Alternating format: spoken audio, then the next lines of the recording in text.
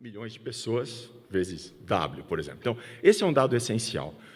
Eu me permito a seguinte ilação. Os dados chegaram, eles superam os 50% da Anvisa e do FDA, mas eles são menos do que a Sinovac queria.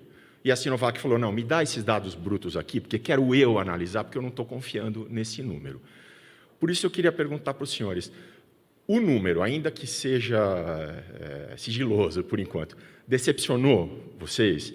E esse número vai pautar a campanha de vacinação para saber quantos milhões de pessoas precisam ser vacinadas com uma vacina dessa eficácia? Espero ter sido claro, desculpa pela pergunta longa. Álvaro, eu vou dividir essa pergunta, ou a resposta, com o professor Dimas, mas eu vou começar a responder.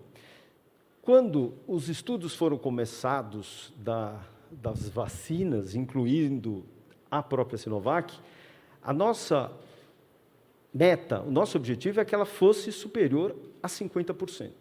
Se ela fosse 51% superior, para nós já era importante, principalmente no momento em que vivemos uma crise sanitária.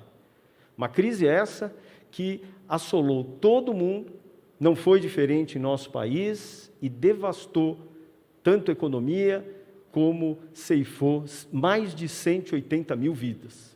Portanto, uma vacina que já represente essa mínima superioridade, para nós já é um momento de festejar. É claro que esses dados que foram pautados exclusivamente com o Instituto Butantan, Sinovac e o Comitê Internacional Independente, portanto, são números sigilosos e restritos por compliance, por acordos comerciais estabelecidos, eles entenderam que o fato de nós termos eficácia superior a isso, porém, diferente de outros países em que essa vacina vem em uso, merece uma reavaliação. Então, o fato disso acontecer transmite isonomia para que uma empresa possa dizer todo o estudo, toda a imunização que foi estabelecida tem o mesmo percentual de eficácia em qualquer lugar do mundo. Isso não muda estratégia vacinal, é importante se reforçar isso, mas, de qualquer forma, transfere uma condição de trazer um número isonômico para todos. Não pode ter uma eficácia aqui, uma lá e outra acolá. É isso que a própria empresa entendeu. Ela quer isonomia, ela quer que todos os resultados sejam iguais, sem nenhuma disparidade. Bem, Álvaro, essa sua pergunta, enfim, eu acho que ela pode ser respondida da seguinte maneira. A Sinovac, ela tem vários estudos clínicos em andamento, então ela tem dados nossos e tem dados de outros locais. E é importante que ela faça uma uniformização de dados, ela não pode analisar dados da mesma vacina com critérios diferentes. Então, esse é o motivo principal, da mesma forma que ela não pode ter 3 eficácias para a mesma vacina, né? Então, esse é o segundo motivo. Isso não implica que os dados apresentados a ela foram menores ou maiores do que a expectativa, né? Mas existe essa necessidade da própria empresa se organizar em relação ao conjunto de dados que ela recebe. Eu acho que essa é a informação que foi ofertada, né? Não existe nenhuma outra consideração do ponto de vista se houve decepção ou não houve decepção, né? Isso aqui é num outro plano. A segunda pergunta que você coloca, na realidade, eu acho que o secretário foi muito feliz. Quer dizer, numa estratégia vacinal, você usa a vacina como está sendo proposto aqui, por faixas populacionais, e aí você tem, né, a meta a ser atingida em termos populacionais. Lembrando que a vacina ela pode ter 2 efeitos. Um é o efeito contra a doença, que é o caso aqui de todas essas vacinas que estão sendo testadas, elas estão sendo testadas na sua eficácia em reduzir os sintomas, reduzir a mortalidade. Nesse momento, elas não foram testadas no sentido de reduzir a infecção, né? E se eu conseguir captar a sua pergunta, esse é o sentido, quer dizer, qual seria a necessidade de vacinação para se atingir aí o índice de rebanho, né? Que essa é uma outra questão que, nesse momento, não há resposta para nenhuma das vacinas, né? Então, não se trata desse ponto exatamente, nós vamos ter essa resposta à medida que as vacinas vão sendo acompanhadas, né? E isso é dependente do tempo. Vamos ter essa resposta à medida que grandes volumes populacionais forem vacinados e a gente poder observar a evolução da epidemia nessas pessoas vacinadas. Obrigado, professor Dimas. Obrigado, Álvaro, pela pergunta. A próxima pergunta, de Maiana Leocádio, da TV Cultura.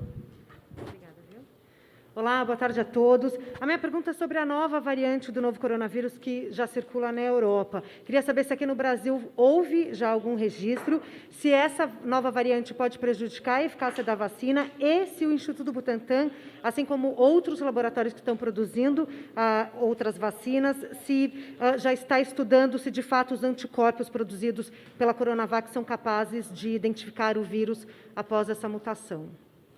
Muito bem, eu vou dividir essa pergunta com o professor Dr. João Gabardo, que é coordenador executivo do Centro de Contingência do Covid-19, e também com o professor Dimas Covas, presidente do Instituto Butantan. Por favor, João Gabardo. Boa tarde, secretário. Boa tarde, Mariana. Essas variantes, elas ocorreram e vão continuar ocorrendo. Nós vamos conviver sempre com pequenas alterações nesse vírus. Até o momento, essas variantes não foram suficientes para ter qualquer prejuízo no que diz respeito à imunização, às vacinas. Tá? Até porque elas têm sido, os testes que são feitos no Brasil já encontram pessoas que apresentam a doença nas suas várias formas, já com as suas variantes. Algumas delas chegaram ao Brasil, algumas ainda não chegaram. Mas não são alterações suficientes para que a vacina, pelo menos até o momento, possa ter algum problema na imunidade. Esse é um posicionamento que a própria Organização Mundial da Saúde tem colocado, nesse aspecto de que não há prejuízo ao desenvolvimento das vacinas, essas variantes que estão ocorrendo. Professor Dimas. Especificamente com relação a essa variante do Reino Unido, recentemente a autoridade inglesa anunciou de que não há interferência com a resposta vacinal e, portanto, contribuindo aí com o que o Dr. Gabardo coloca. E mais do que isso, né? Quer dizer, o fato de acontecerem mutações, e são muitas as mutações que vão sendo acumuladas durante a evolução do vírus, essas mutações acabam servindo como marcadores virais, né? Então, isso é importante, que haja essa análise do componente genômico do vírus para que a gente possa entender as movimentações desse vírus nas populações. E exatamente o que aconteceu lá no Reino Unido. Quer dizer, uma dessas variantes aconteceu de ter, aparentemente, um potencial de disseminação maior, e ele é a variante que está, nesse momento, aumentando muito rapidamente em certas regiões. Mas que já havia acontecido antes, né? Quer dizer, os vírus que circulam pelo mundo não são os vírus, né, que estavam presentes lá em Wuhan. Eles já tiveram alterações genéticas durante essa trajetória, e, inclusive, existem marcadores genéticos que é possível, quando analisados, mostrar qual o caminho que o vírus tomou. E é exatamente isso que o Reino Unido está fazendo, mas até esse momento sem nenhuma implicação do ponto de vista de constituição antigênica do vírus. Obrigado.